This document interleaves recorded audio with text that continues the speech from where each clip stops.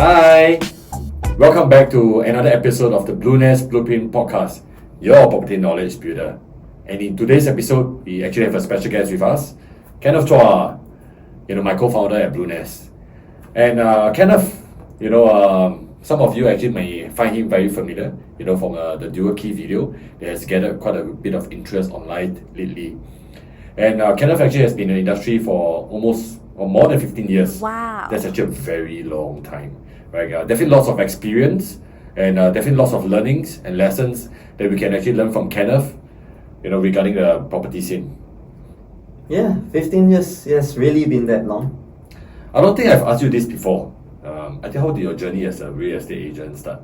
I don't think I've shared this with many people before. Yeah, the short answer basically is very practical reasons. My firstborn, I needed the flexibility of time and I also needed the extra income on top of my job back then. And then I started as a part-time real estate agent. I remember most of my deals was like for rental. Come to think of it, I really got to thank a friend of mine, Zach. He's the one who brought me into the real estate. Shout out to Zach. Hey, shout out to Zach. So you know how people always say perspective changes over time. And in this case, how has your perspective on property changed over the last 15 years? It's actually changed quite drastically. Growing up, I've been taught that a house is a roof over my head. And I think the mentality is quite a norm back then. And to buy the house, you live in the house and you retire in the same house. It was a very simple thing, not wrong to be honest, but that's a stable plan also if it's your retirement goal. However, since I've been in the real estate, I realized that there are people who can afford to retire early because of passive income generated from rental income. And I wanted that for myself and my family. If I can retire early and spend more quality time with my family, I would think that's the dream.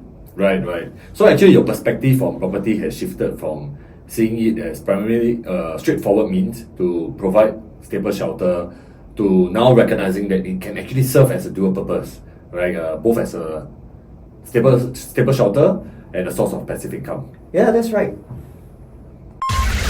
So given the shift in perspective, how did this actually impact your property choices over time? Well, there's no surprise. My first property was a BTO, which I've gotten way before I became an agent. Because my parents actually advised me to get a BTO and it's likely to make money. Turns out they were right. Using the profit, I actually bought a jumbo flat. The jumbo flat, if you're not sure what is it, it's basically HDB that combines a 3-room and a 4-room. And I started renting out the 3-room side and I was staying in the 4-room side and using that to service my loan. And it's an interesting thing, so I decided to move into a 4-room flat and look out for property investment opportunities for condos with dual key potential. So for reasons why, you can please check out my dual key videos and we'll probably link the link somewhere here. And so just fast forward, right now I'm a proud owner of a 4-room HDB and at the same time I also own my own dual key condo. Right, hey Ken, actually you know what? I've seen your dual key condo unit, but for the sake of all our audience, we'll put a video, of the unfurnished unit somewhere else, here. Yeah, so my dual key condo is actually an older 3-bedroom condo that has enough space for me to create the dual key concept. It's essentially just partitioning out a part of the house so that there will be a livable studio there and you can rent it out, and that is something that can help service your loan. Wow, that's actually quite impressive, because you're essentially enjoying, the privacy of the space, equivalent to a 3-bedroom condo, all while generating rental income from a studio apartment and within the same dual key condo. Additionally, you are also earning rental income for your HDB unit. Yeah, so I've got a lot less stress now and it's quite easy to maintain both houses with all the passive income. Okay, thanks for sharing your property investment journey with us, Ken. And to end off this podcast episode, our producer has actually prepared a list of rapid fire rounds of questions for you. Are you ready, Ken? Yes, bring it on. Alright, so are you a city or nature view kind of person? Definitely a city view kind of person. What is the theme of your house? It's actually a combination of contemporary and Behance. where are the best places to get furniture? Wow, this question makes me a bit excited because I always like to look for a good deal. To me, the best place to find good furniture is actually in JB, Johor Jaya area. The furnitures there are really good price and with very good quality. Wow, serious. Actually, I should go and check it out. I think I need a new sofa. Yes, bro, you really should check it out. The stretch in JB, and later I'll pass you the names of some shops to go to. Steady. What do you think your favorite part of the house is, and why?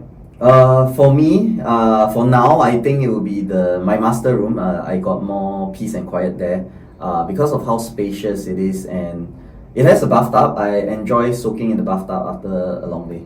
And you know what? We actually have heard so much about the dual key concept from you. So when can we actually do a house tour? Oh, can bro, anytime. Steady. Alright, one last question for you, Ken. Not from the producer, but for myself. If there is one property advice you can give to the audience today looking to get their first home, what would that be? Wow, suddenly so serious one. I would probably think that it is to not be afraid to speak to real estate agents. It can broaden your perspective about the property market in Singapore.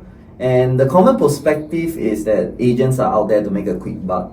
I don't really think so. There are definitely agents like that, but I do feel that there are genuine agents like myself to specialize to help you and figure out how to align your property investment decision towards your retirement goal.